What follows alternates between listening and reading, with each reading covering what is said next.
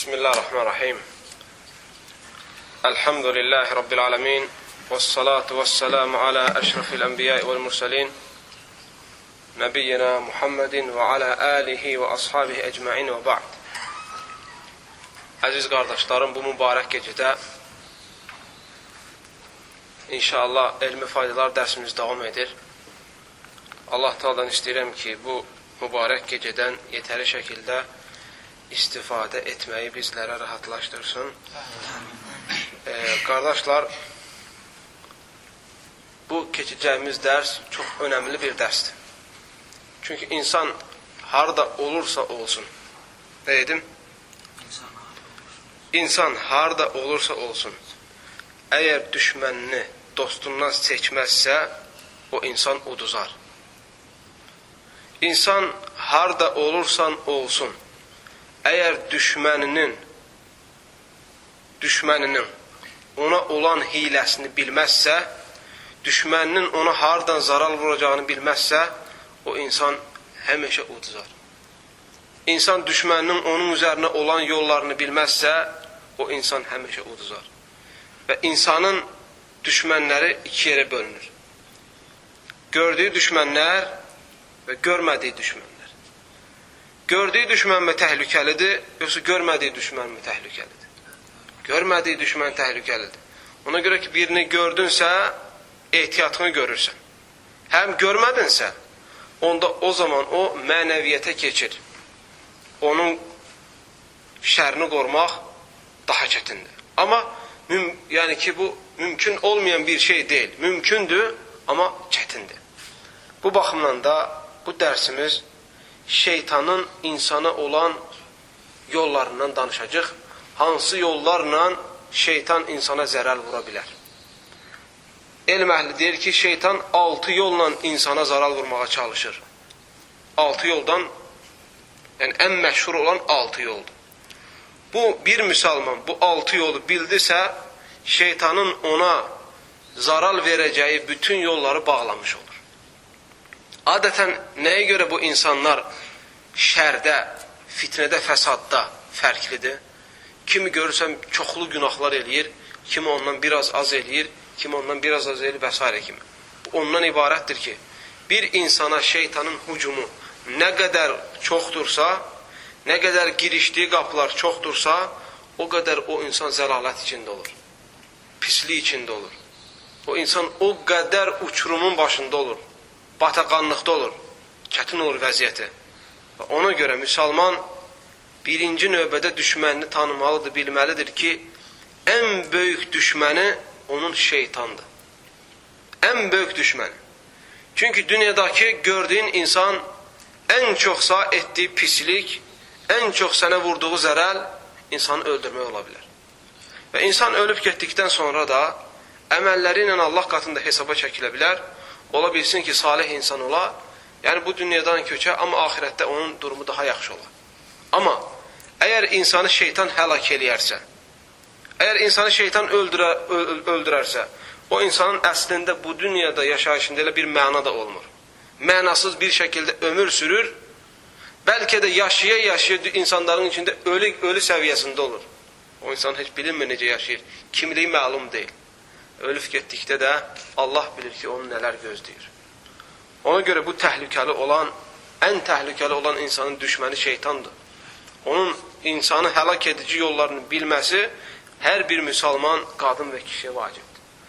Deməli, İbn-i Qayyim rəhməhullah Bədə'il Fəvaid kitabında 2-ci cildində 260-cı səhifədən daha o tərəfə Qul ə'udhu bi rabbil fələq, Qul ə'udhu bi rabbin nəs surələrini şərh eləyərkən iblisin qoşunu, yəni şeytanların insanların üzərinə olan insanları azdırmaq üçün istifadə etdiyi 6 yolun olduğunu qeyd eləyir və bu yolların hamısını bir-birini sayır, sadalayır və dəlilləri ilə zikr eləyir.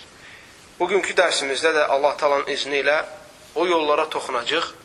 Bunları nəinki belə adi qulaq asmaq kimi deyil, bunları hamınızdan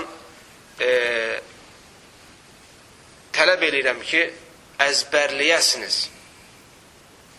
və daima gündəlik həmin o yolları xatırlayasınız. Hər gün.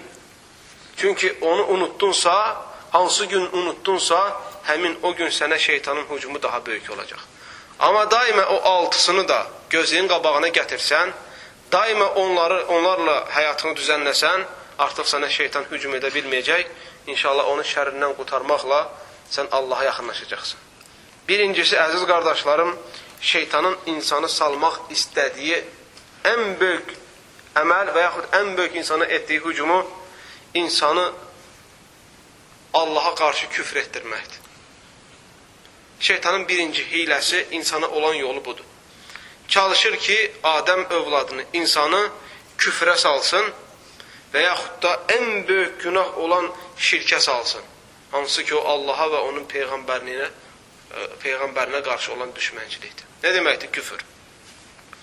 Küfür odur ki, insana başa salsın ki, və yaxud da insanı daima sürükləsin ki, Allahın varlığını inkar eləsin.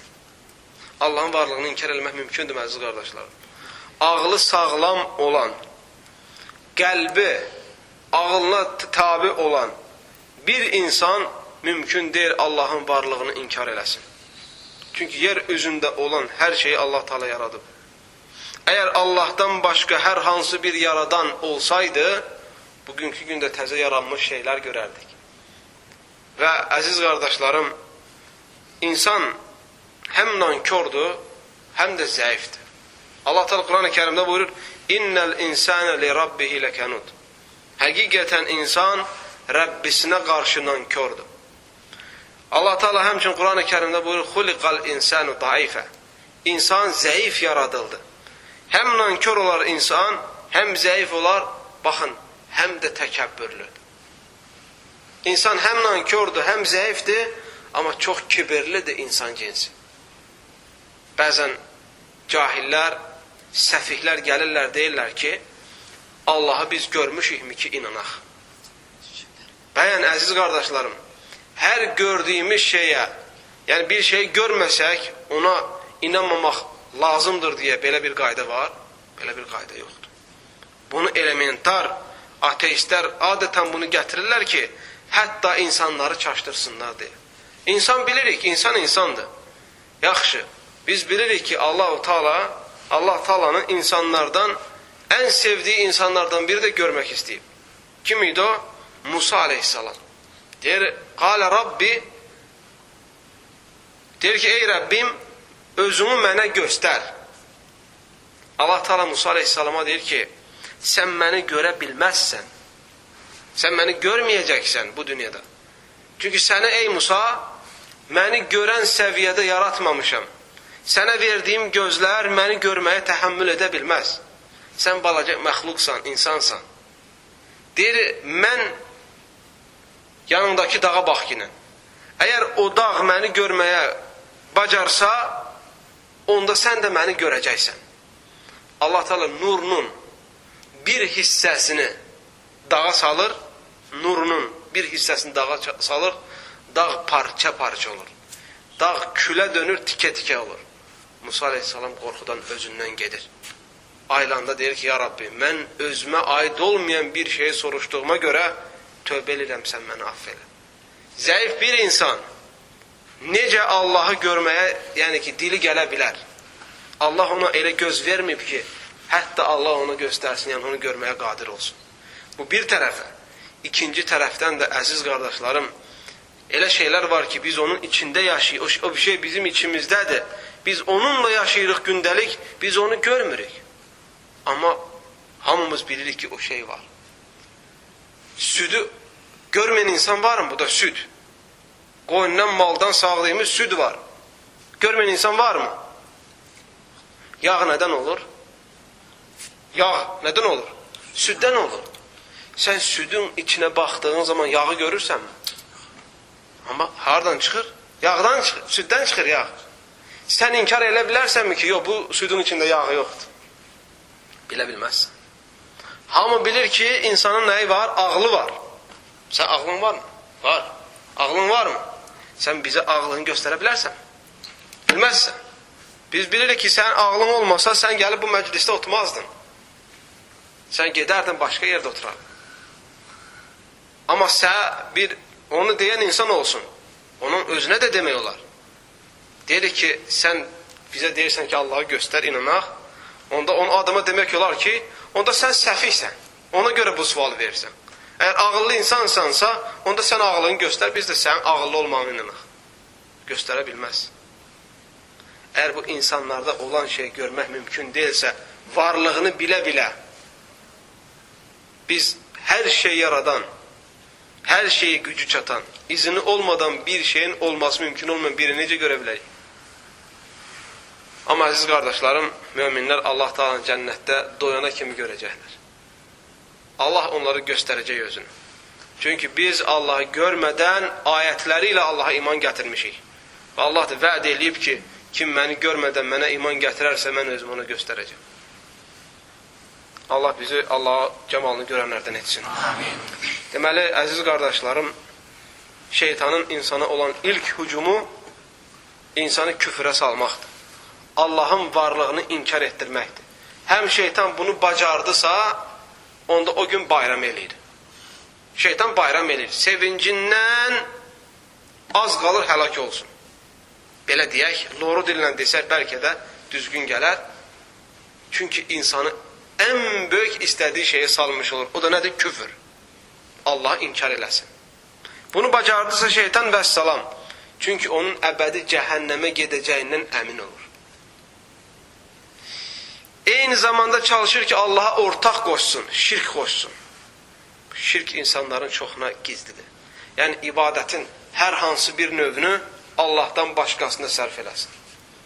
Namazı, məsəl, qurban kəsmək kimə aiddir? Kimə kəsirik qurbanı? Allah. Qurbanı aparıb, hansısa bir kilsədə, hansısa bir qavrun üstündə, hansısa bir ziyarətgahda, hansısa bir pirdə kəsmək olarmı? Kəsmək olmaz. Nəyə görə? Çünki ibadət, Allah Teala Quran-ı Kərimdə deyir ki, siz kəsdiyiniz heyvanların nə əti, nə də qanı Allaha çatmır. Ancaq sizin qəlbinizdən keçən Allah rızası üçün kəsirəm dediyiniz o çatır Allah. Ona görə namaz qılmaq kimə aiddir? Allaha aiddir. Sən Allahdan başqa hər hansı bir daşa, qavra, nə olur olsun, gedib ona namaz qıla bilərsən, səcdə elə bilərsən, bilməzsən. Çünki o səcdə, Allahdan başqa səcdə olunan heç bir şey səcdəyə layiq deyil. Çünki onu da Allah yaradıb, səni də Allah yaradıb. Hər iki yaradılmışların bir-birinə bu hörmət göstərməyə icazəli deyil. Və yaxud da dua. Bizim dualarımızı eşidən kimdir? İnsanlara bax, hərəsi dünyanın bir tərəfindədir, hərəsi bir dillə danışır. Allahdan hərə öz dilində istəyir. Kim nə dillə istəyir, istəsin, Allah qatında eynidir. Allah qatında bütün dillər eyni dil kimi, bir dil kimidir. Qəlbindən keçəni də Allah Teala insanların bilir. Biz Allahı qoyub da ölmüş bir insanı, ya gedib hansısa bir kilsədə, ya hansısa bir daşdan, ya hansısa bir qavurdan, ya pirdən, ya ziyaratdan özümüzə yardıma çağıra bilərikmi? Də bilərikmi, ey filan mənə kömək eləyinən, ey filan mənə uşaq verginən, ey filan mənə xatadan baladan qor, mənə mal ver, devlət ver, övlad ver, deyə bilərikmi? Deyə bilməzik.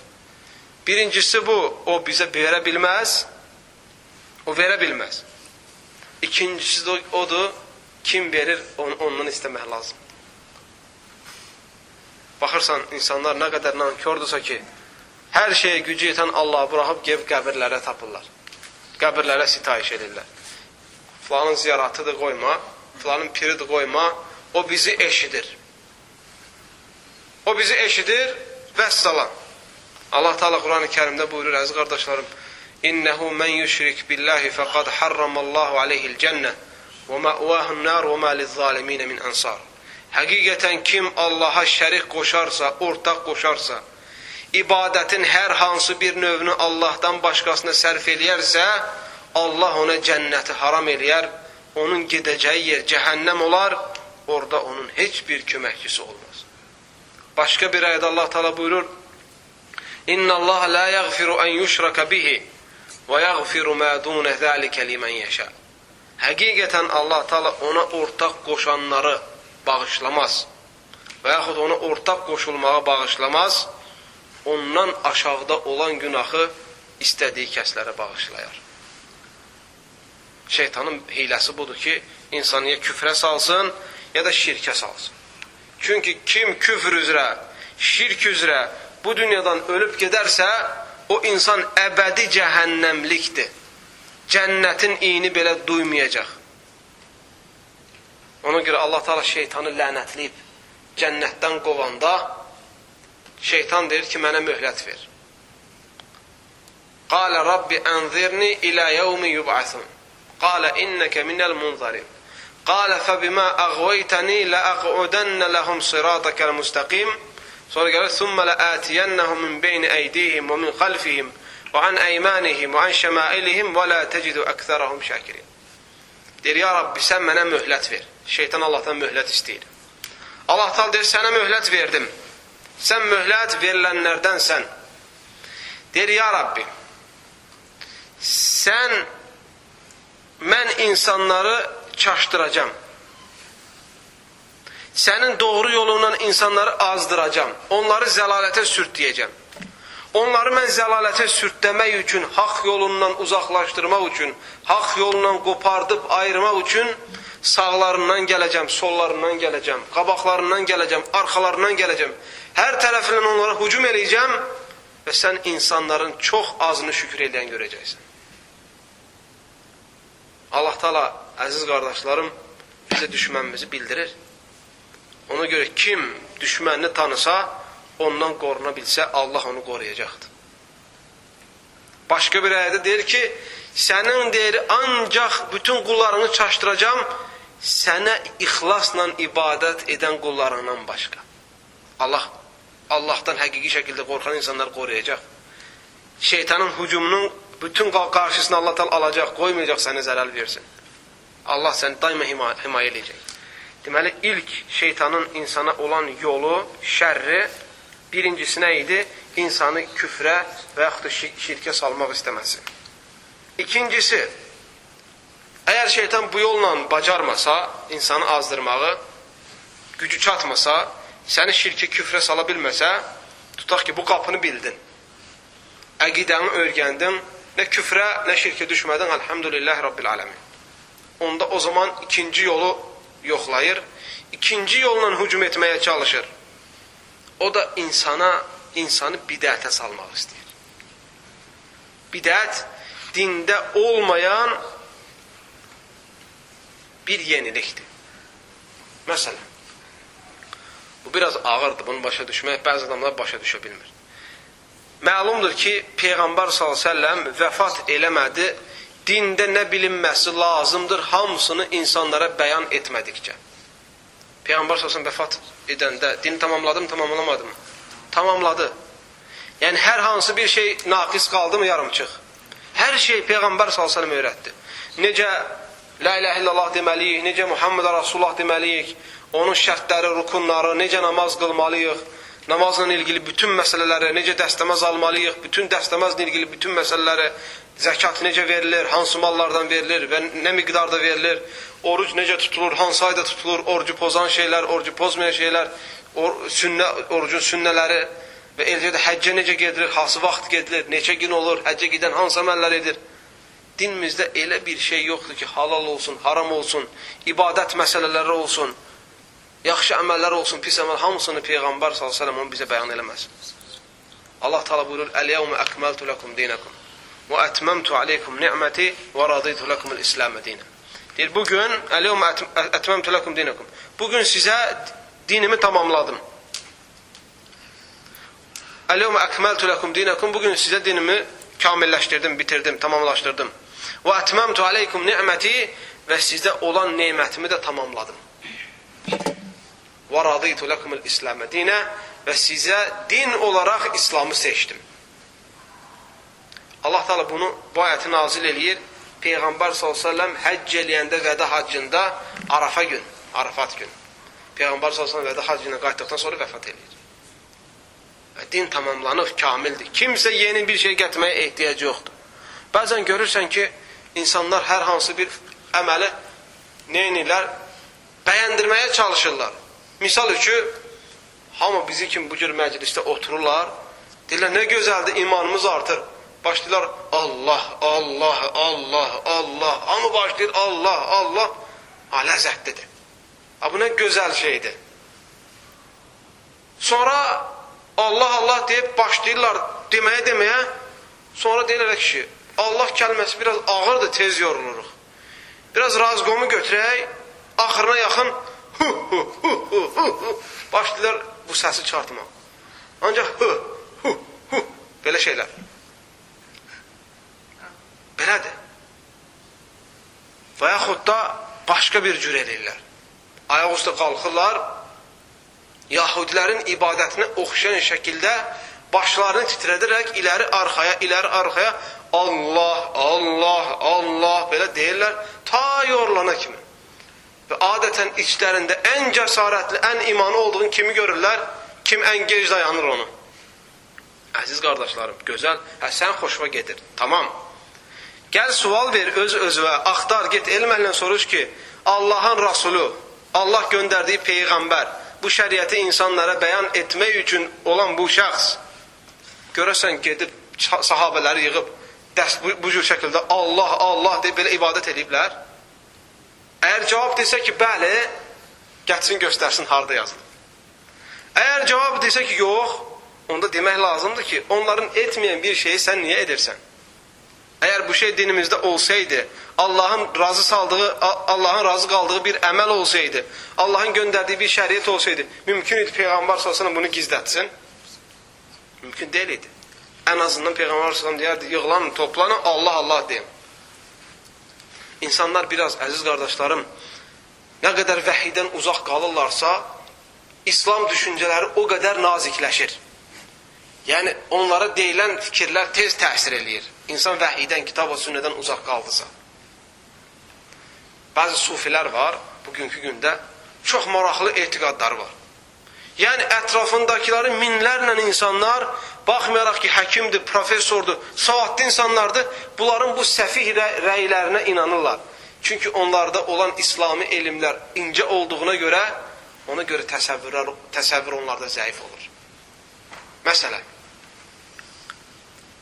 bəzi sufi şeyxləri var, siyahı tutur, adları ora yazır. Deyir ki, əgər sən kim mənim dəstəmdən olsa, mənim muridlərimdən olsa, o insan cənnətə girəcək. Tamam. Deyir ki, mənim muridim olmursan, ta müəyyən şeyləri etmədikcə. Orada qeydiyyatlar aparır. Qeydiyyatlar aparır. Məsələn, sən hansı cənnəti istəyirsən? Firdovs cənnətini. Yox, sən Firdovs cənnəti istəyirsənsə, sən bir neçə dənə şeylərdən keçməlisən. Müəyyən zikirlər, müəyyən nələr, müəyyən xurafətlər, bidətlər. O bir deyir, yox, mən Firdovs cənnətinə çata bilməzəm, mən biraz zəifəm. Deyir, onda hansı cənnəti istəyir? Mən Adın cənnətini istəyirəm. Sən Adın cənnətini istəyirəm. Adın cənnətini istəyirsənsə, onda mənim ayağımın suyunu deyir, içməlisən məsələn. O deyir ki, içərəm, mənə problem deyil. Deyir, məsələn, gündə onu 3 kərə eləməlisən. Nə bilim, sən səcdə eləməlisən. Gətirib mənim büdcəmə bu qədər pul yatızdırmalısan. Yenə bilim, mənim uşağımı məktəbə aparmalısan hər gün və s. kimi, xidmətlərdir. Bunu xristiyanlardan götürüblər. Keşişlərdə belə bir şey var. Bəzi kilsələrdə bu şey tətbiq olunur. Və yaxud da bəzi sufi şeyxləri var, gör necə zəlalət yapar insanları. Gəlir, biri deyir ki, səni sufi şeyxini dəvət edir başqa bir ölkəyə ki, şeyx bizə qonaq gəlginən sənin də orada sevənlər var. Şeyx də deyir ki, dayan, mən Peyğəmbər s.ə.v-in izin alım, məsləhət eləyim, görüm nə deyir. İzin versə gələrəm. Deyirlər, hə, olar, gözləyir, onda bizə bildir şeyx. Şeyx də bir müddətdən sonra zəng eləyir. Deyir ki, bağışlayın, gələ bilmirəm. Peyğəmbər s.ə.v mən faks göndərmişdim. Cavab gəldi ki, getmə məsləhətdir. Buna da inanırlar ki, subhanallah, oradan faks gəlir buna. Hara gəlir faks? Nə faksıdır? Buna, problem burada nədir? Buna inanan insanlar var. Bu səfihliyə, bu zəlalətə, bu rəzilətə, bu zillətə inanan insanlar var. O insanlar da adətən çox savadlı insanlardır. Səbəb nədir burada? Onlarda dini mərifət az olduğuna görə təsəvvür onlarda çox incə və nazik olur. Bunu dərk elə bilmirlər. Bunların hamısının mümkün olduğunu deyirlər. Və əziz qardaşlarım, böyük müsibətlər var. Böyük müsibətlər var. Deyir, adətən bu sufi təriqətçilərində böyük problemlər var. Adətən onların dəstəsində olub sonradan İslam'a, yəni ki, sünnəyə gələnlər, sünnəni bilən insanlar onlardan çox belə əfsanəvi şeylər danışır. Bəzilər deyir, belə sufi şeyxlərlə otururlarmış belə, birdən uzanıb yerə, oppanıb yerə, ağzı üstə. Əlində də ağac. Tır, belə atır güya, nəsə eləyir, belə. Tələbələr deyir, şeyx nəsə getdi deyir, sakit durun. Bir də şeyx qalxıb, hardaydın şeyx? Mən filan yerdə döyüş var idi, oraya getmişdim, qırdım, batırdım hamısını, qayıtdım gəlir. Maşallah, tabarakallah, görün. Baxın, nələr var. Ətrafındakı insanlar buna inanır. Mən şəxsən bir dəfə Türkiyədə idim. İstanbul şəhərində səfərdəydim. Nəysə bir yerə gedəsi oldum. Taksi gəldi. Oturduq taksiyə, mən bir yerə yolda gedirik. Bana deyir ki, nə millət? Sən dedim belədir. Deyir, müsəlmansan? Deyirəm, bəli. Söhbət elə gedirik. Baxdım ki, mənə deyir ki, sən filan şeyxi tanıyırsanmı, filan şeyxi tanıyırsanmı? Adətən sufi şeyxlərini sayır. Mənə birinin dedi adını, dedim, tanıyıram onu. Bunu tanıyıram deyəndə gözləri də oldu. Deyir, olar mı sən bir 5 dəqiqə mən gecikdirəm? Deyirəm, olar. Problem yoxdur. Yəqin nəsə bir harası gedəsidir, bir dükana düşəsidir, ya bir problemi var. Maşının içində gözlə deyir məni. Deyirəm, olar. Maşını çəkdi yolun qırağına. Səhv eləmirəmsə, orada da maşını saxlamaq qadağan idi, yol nizamına görə. Nəysə, kişi ürəyi sıxıldı, saxladı maşını, oturduq. Cibinin, qoyun cibindən bir dənə kaşlok çıxartdı. Mən elə bildim, bu düşüb gedəcək. Yox, kaşlok çıxartdı, kaşloku açdı. Kaşloku açdıqdan sonra içindən bir 4 künclü şəklində belə paket çıxartdı. Paketin üstü də izolentlə bağlıdır. İzolasiya ilə bağlayıbdır. Onu dənizə atsan da su keçməyəsidir. Bunu düşündü ki, kəsim, kəsməyim, açmayım. Nəysə bu izolenti kəsdi. Onu çıxartdı, başqa bir kağıza bükülüdür. O kağızı açdı, qızıl fason belə şey olur, material, qızıl. O sigaretin içində olur ha belə. Qızıl fason olur və yaxud da belə bəzi yeməklərin üstünü qayırırlar onunla. İçindən belə bir kağızı açdı, paketin içindən o çıxdı. Onun içindən də o çıxdı. Nəysə ürəyim partlayır ki, bu nə çıxardacaq görəsən ya Rabbi. İçindən bir dənə şəkil çıxartdı. Deyirsən, bu zatı tanıyırsanmı deyir, bu nur zatı. Bu şəkilə baxdım. Ha dedim, bunu tanıyıram, mən görmüşəm bunu. Ağladı, başladı ağlamağa. Öldü ağlamaqdan. Məni də kövrəltdi. Dedim, nə olub görəsən, bu bir müsibət olub. Mən də belə pis oldum. Nə olub? Bu adam buradadır, gedək mən sana aparım, onun əlindən ağlını öpkünə. Dedim ki, mənim işim gücüm yoxdur burada. La havlə və la quvvət illə billah. Bu, mənə yolda bir şey danışdı. Deyir ki, sən deyir, gedəcəksənmi? Mən də dedim, bugün gedirəm, səfərim var. O dedi ki, nə olar dedi, bu axşam qalasan burada. Axşam şeyxin duası var dedi. Gedək dedi, sən də orada iştirak elə, bəlkə Allah səni bağışlayır deyir. Dedim ki, mən getməliyəm. Sözün qıssası, əziz qardaşlarım, bu insan o qədər insana vurulmuşdu ki, yolda öz etiqadını danışa getdi. Adətən o, məni təbliğ eləmək istəyirdi, dəvət eləmək istəyirdi. Deyir ki, mən belə bir şey var, onu gözlüyüm qabağına gətirməsəm, yatsam mənə yuxu haram olar. Ondan sormasında mən onu gündə neçə dəfə xatırlamasam, mənim günahlarım aff olmaz. Mən soruşdum ki, sən buradan hardan, bunu hardan götürmüsən sən? Biz bunların hamısını oxuyub adamın yanında öyrənmişik, bir əqidə olaraq. Orada yetişibdir, elə bir ki, nə vaxtsa, bir diplom götürən kimi, orada hazır olandan sonra bir dənə şəklini veriblər, bu vəziyyəti salıb şəkildə çıxıb gedir. Mən təsəvvür elədim ki, görəsən, ya Rabbi, bu mən, yəni tutduğu ilk adamam mı, yoxsa hər adam tutanda həmin variant mı olur? Qısacası hoqqalar çoxdur, əziz qardaşlarım. İnsanlar ki, dinə yanaşmırlar, dini din əhlindən götürmürlər, elmi elm əhlindən götürmürlər, onda o zaman adətən etdiklərindən də bexəbər olurlar. Qısacası, şeytan əgər insanı aciz qalarsa şirkə, küfrə salmaqdan, onda o zaman insanı bidətə salmaq istəyir. Və dində olmayan yenilikləri əməl olaraq qəbul etdirmək istəyir. Ona görə bir əməli etməzdən qabaq, o əməlin dində olub olmadığını öyrən. Bəzilər görsən təsbih çəkir. Təsbih. Təsbihin uzunluğu var bir 70 santı belə. Belə tutub, bu şəkildə tutub təsbih çəkməlidir.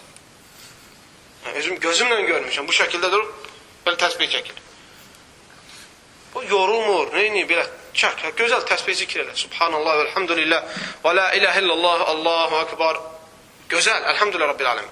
Lakin bunu formalaşdırıblar. Belə durmalısın təsbih çəkmək üçün. Tamam, bu bir variant gördüm ki, belə. İndi ikinci variant var idi. Belə çəkirdi, əlini ürəyinin üstə qoyur, təsbih də sallanır aşağı. O birisi əlində sağ dizinin üstə qoyur, belə iki tərəfli təsbih çəkir. Belə, remen kimi. Bu şəkildə təsbih çəkir, gözləri də yumulur. Mən buna baxmaqdan yoruldum, bu adam əlləri çox avtomatik şəkildə işləyir. Bu adam, mən belə düşünürəm ki, bu təsbihi çəkmək üçün bu bir böyük məşqlər eləyib bu adam. Profesionallaşıb bunu çəkməkdə. Yəni bu bir dəfə, iki dəfə ilə həll olası bir şey deyil bu. Barmaqları adətən adam iki əli ilə də təsbih çəkəndə birini çəkirsən, birini unudursan. Elə çəkir, elə çəkir, elə çəkir. La havlə və la quvvətə illə billah. Tamam, dedik ki, təsbih çəkmək problem deyil. Yəni əllə Allahı zikr eləmək problem deyil, dillə Allahı zikr eləmək problem deyil. Amma sən bir təsbihi, yəni ki, məşhur olan bu əldə belə yumru-yumru şeylərlə bağlanmış belə şey götürürsən və bilirik ki, bu məsələdə ixtilaf var. Təsbihlə çəkmək olar, təsbihlə çəkmək olar. Bəzi elm əhli icazə verir, əgər adam sayı unutursa və yaxud da riyakarlıqdan qorxursa və yaxud şöhrətpərəstlikdən qorxursa və s. kimi bunu icazə verənlər də bu şərtlə verir. Amma demir ki, sən onu qaldır, millətin içində alnının tuşunda tut, əlini iləri ver, belə çaq qaşaraq o təsbih çək. Və yaxud təsbihin birini ürəyinin üstə tut, o birisini də sağ dizinin üstündə taraf-taraf remen işləyən kimi belə təsbih çəkirsən. Və deyir ki, başqa cür çəkmək olmaz. İlla da belə təsbih çəkməlisən. Belədir. Əməl eləyirlər əziz qardaşlarım, amma baxmaq lazımdır ki, əməlin iki şərti var. Allah əməli qəbul eləmir, əməldə iki şərt olmadıqca. Birincisi, həmin əməli Allah rızası üçün etməlisən ixlasla. İkincisi də etdiyin əməl Peyğəmbərin gətirdiyi şəriətdə gələn kimi olmalıdır. İki şərt. Həm Peyğəmbərin gətirdiyi şəriət uyğun olmalıdır. Yəni bir əməl edəndə bax ki, bunu Peyğəmbər beləm eləyib. Beləm təsbih çəkib. Peyğəmbər salsan beləm dəstəməz alıb. Namazı beləm qılıb, zəkatı beləm verib, həcci beləm eləyib, orucu beləm tutub. Hamısında əməllərini Peyğəmbərin gətirdiyi şəriətlə ölç biçkinən. Yoxsa ehtimal var ki, bidətə düşəsən. Ehtimal var ki, yoxsa bidətə düşəsən. Bidət də çox təhlükəlidir. Çünki bidət əhli çox zaman tövbə eləmir. Günah kimi deyir, tövbə eləmir. Öyle bilir ki, etdiyi bidət nədir? Dinləndir. Və onu din olaraq qəbul edir və onun üstündə davam edir. Ona görə Peyğəmbər s.ə.v buyurur ki, فَإِنَّ كُلَّ بِدْعَةٍ ضَلَالَ Müslimdə gələn hədisdə həqiqətən hər bir bidət zəlalətdir. وَإِنَّ كُلَّ ضَلَالَةٍ فِي النَّارِ Və hər bir zəlalət də cəhənnəmdədir. Hər bir bidət zəlalətdir, hər bir zəlalət də nədir? Cəhənnəmdədir. Əgər şeytan bacarmasa, sən bidətə salmağa, onda salacaq səni böyük günahlara. Üçüncü yol işlədir. Üçüncü yola baş atır. Tutaq ki, elhamdülillah Rabbil alemin, bütün əməllərini kitab və sünnət üzrə qurursan, heç bir sıxıntı yoxdur. Girişə bilmir. Onda səni salır böyük günahlara. Böyük günahlara salır. Zina etdirməyə çalışır. Haram mal etdirməyə çalışır. Zülm etdirməyə çalışır. Namazı buraxmağa çalışır. İstəyir ki, namazı buraxdırmağa, istəyir ki, namazı buraxasan. Zina eləyəsən, içki içəsən, söyünç süzəsən, haram mal yeyəsən, başqasına zülm eləyəsən, oğurluq eləyəsən, yalan danışasan. bunlara səni salmağa çalışır. Haqsız yerə qan tökəsən. Əgər bacarmasa şirkə, küfrə, bidətə salmaq, onda sənin böyük günahlara salır. Adam böyük günahları biz sizinlə vaxt düşürük, qardaşlar. Bir neçə halda. Birincisi, əgər böyük günahın təhlükəsini bilməsə. İkincisi, salih insanlarla oturub durmasa. Üçüncüsü də bir insan elm öyrənməsə. Sən gəlib günah eləyənlərin içində oturdunsa, sən də onlar kimi olasın. Get, zina eləyənlərin içində otur, zina eləyən bir gün, 2 gün, 3 gün, axırda onların biri olacaqsın. İçki içənlərin içində oturdur, bir gün, 2 gün, 3 gün, 3-cü gün sən onlardan biri olasın. Oğurluq edənlərin içində get dur, bir gün, 2 gün, 3 gün, 4 gün, sənin üçün sonra bu şey adiləşəcək. Onlardan biri olacaqsan sən. Hər şey elədir. Sigaret çəkmək, yalan danışmaq, kibirlənmək, təkəbbürlənmək, özündən razılıq. Hər şey insanın oturub durduqlarını insanlardan insanlara adlayır. Ona görə diqqət yetirin. Günah və fəsad əhlindən uzaq durun. Günahkar insanlarla, fasıq insanlarla, Allahın qoyduğu şəriət tapdalayan insanlardan uzaq durun. Onlardan dost olmaz. Onlardan sirdaş olmaz. Onlar çox da sadə desinlər ki, biz dost, qardaşıq, bu ayıb söhbət deyil və s. Fikir vermə onlara. Əgər şeytan insanı böyük günahlara sala bilməsə, onda 4-cü yola addım atır, o da səni kiçik günahlara salır. Sadəcə bu nədir? Kiçik günahlardır, elə də nə olasdı ki? Xırda şeylərdir, zərəli yoxdur. Kiçik günahlardır, nə olasdı, elə. Siz dağlara fikir verirsinizmi, qardaşlar? Bizim sağımızda da dağ var, harada? Solumuzda da dağ var. O dağlara heç minmişsizmi? Torpağa baxanda nədən ibarətdir? Xırda-xırda torpaqlardır da. Xırda-xırda torpaq. Axırda toplanıb nə əmələ gəlib? Bir dənə dağ. Günahlar da elədir. Kiçikdir deyib fikir vermirsən, axırda sənin günahların olur nə qədər? Dağlar qədər. Dağlar qədər olandan sonra o dağları yıxa bilərsinizmi? Uçura bilərsinizmi? Dağda bilərsinizmi? Bilməzsiniz. Günahlar da elədir. Günah çoxaldısa, onda o zaman adam altından çətin çıxa bilir.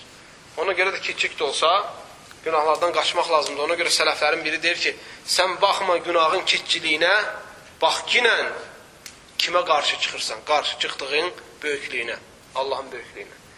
Əgər səni bu yolla da azdıra bilməsə, onda 5-ci yola addım atır. O da sənin mübah olan şeylərlə məşğul edir. Mübah olan nədir? Halaldır. Nə haram döyürü, nə onu etsən günah yoxdur, nə etsən savabı yoxdur, nə etməsən günah yoxdur. Mubahdır, yəni icazəli olan şeylərdir, onunla məşğul eləyir. Məsələn, yuxu. Yuxu halaldır mı, haramdır? Halaldır, yuxu yatmaq olar. Yatana savab, durana günah var mı? Adi şeydir. Amma bir insana başlayır, mubah olan bu cür şeylərə məşğul eləməyə. Yat hayat. Sən yatanda kim elm oxumalıdır? Sən yatdınsa, sənin rızqını kim gətirməlidir? Səni mübah olan şeylərlə yayındırır. Zikirdən, təsbihdən və s. kimi ibadətlərdən. Yemək nədir? Onlar da mübah olan şeylərdir. Ye, deyir, iştah gətir. Deyir, iştahın yoxdur bugün, bir dənə salata ye. Salatanı yedim, bir dənə turşu ye. Turşunu yedim, bir dənə kompot iç üstündən. Nə bilim, duzu ye. Bir də baxırsan, partlayırsan o şey.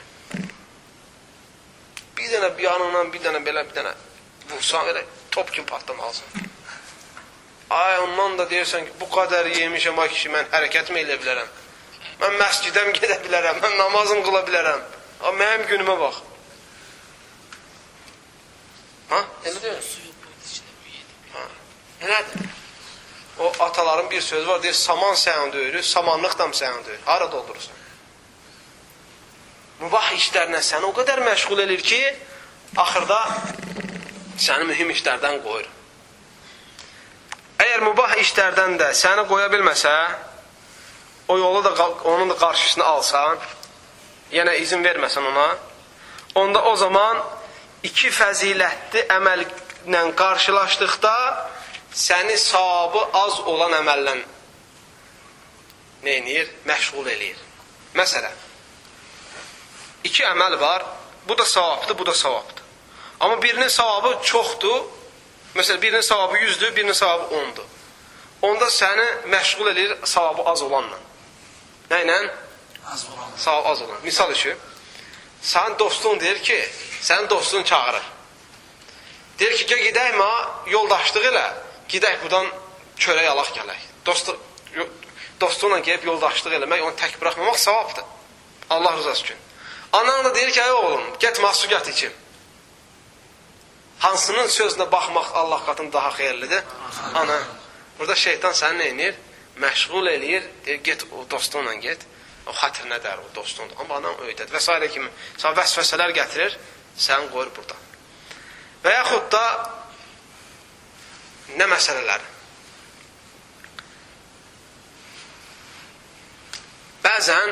Bəzi yerlərdə var, dua etmək daha əfzəldir namaz qılmaqdan. Bəzi yerlər var, namaz qılmaq daha əfzəldir dua etməkdən.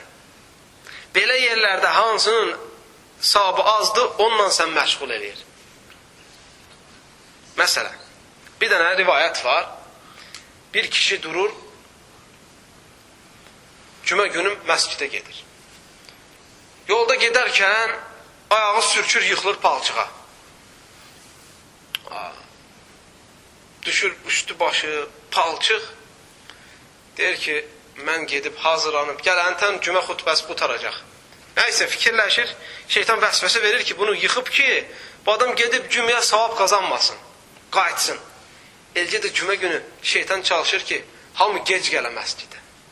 Gəlmək istəyirsən, hə, gedərəm də, xutbə saat 2 işləmiş başlayır da, mən gedərəm də, nədir? Amma elə deyir, desinlər, filan qulubda kino var, sən axırıncı şey çatmağa dərsən, yox, xaş, əvvəlinə baxmayan da axırına maraqlı olur. Xutbə də elədir. Əvvəlinə çatmadınsa, axırı maraqlı olmur. Cümə gün gəlmək istəyirsən, dayan bir çay içim gedərəm, nə bilim mən, gedim orada biraz, bunu eləyim gedərəm, filan çağırım gedərəm, gəlsin axıra çatırsan. Nəysə bu adam gəlir yolda, yıxılır. Yox, söz verir ki, yox, mən çıxmışamsa getməliyəm. Nə olur olsun. Qayıdır evə, əlini başını təzdən dəyişir, yola düşür cüməyə. Ora çatanda bir də büdürür, yıxılır suyun içinə. Deyir, bu dəfə deyəsən, gedəsi olmadı. Nəysə, qərar verir ki, yox, gənə gedib paltarını dəyişir, gələsidir bu. Gedir, yenə üstünü başını dəyişir, tez-tez gəlir cüməyə, ora çatanda bir adam qolundan tutur bunu, yavaşca oradan adlatır, meçidin gətirir içinə. Buraxanda, bu deyir ki, səndən deyir, Allah razı olsun, təşəkkür edir, çox sağ ol, yəni mən oradan kömək elədin, bir də yıxılmamaq. Nəysə gedəndə, deyir ki, bilmək olar mı sən kimsən, sən belə yaxşılıq elədin, yəni mən bunu unutmayayım da, yəni. Bir gün qabamdan gələrsən, mən də sənə hörmət eləyim. Deyir ki, gəl mən soruşma kim olduğumu. Deyir, yox, deginən. Deyir, mən şeytanam, deyir. Deyir, olmaz, şeytan nə adamı meçidə gətməklə. Deyir, mən bildiyim odur ki, şeytan insanları azdırır. Deyir, bilsən nə var? Deyir, sən birinci dəfə gəldin, yıxdım ki, səni cümləyə gəlməyəsən və səni savabdan məhrum eləyəm. Deyirsən, sən səbr elədin, yolundan dönmədin, getdin, üstünün başını dəyişdirib gəldin, Allah Taala sənin atanı, ananı, ailəni hidayət elədi. Elədiyin yaxşı işə görə. Pis oldum, deyir. Deyir, gəl, səni ikinci dəfə yıxdım ki, heç olmasa onu yenə getmə cümləyə. Deyir, sən yenə səbr elədin, qayıtdın, Allah Taala deyir, sənin qohum əqrabanın hamısını hidayət elədi. Deyir, üçüncü dəfə qolundan tutdum, apardım ki, birdən bu dəfə yıxsam, bütün kənd İslama girər. Yaxşısı odur, get namazını qıl, o cəmaat İslama girməsin. Nədir burada? İnsanların çoxu İslama girmək mi savablıdır? İnsanların İslama girməyinə səbəb olmaq mı savabdır, yoxsa cümə namazını qılmaq mı? Kəndin İslama girməsi səbəb olmağın cümə namazı qılmağından daha əfzəldir. Belə hallarda şeytan nə elədi? Savabı az olanı dedi ki, get bunu elə, o birisi sənlik deyir. Bu yolu da bildinsə, onda o zaman şeytan sənə yaxın düşə bilmir. Allahdan istəyirəm ki, bizi şeytanın şərrindən, fitnəsindən qorusun. Allah Taala bizi hifz eləsin öz hifzi ilə və ən qəddar olan gördüyümüz və görmədiyimiz düşmənlərin şərrindən qorusun. Allah Teala onlarla mübarizə etməyə bizlərə güc və qüdrət versin. Və sallallahu və səlləmə və barik alə nəbiyinə Muhammed və alə alihi və sahbihi əcməin.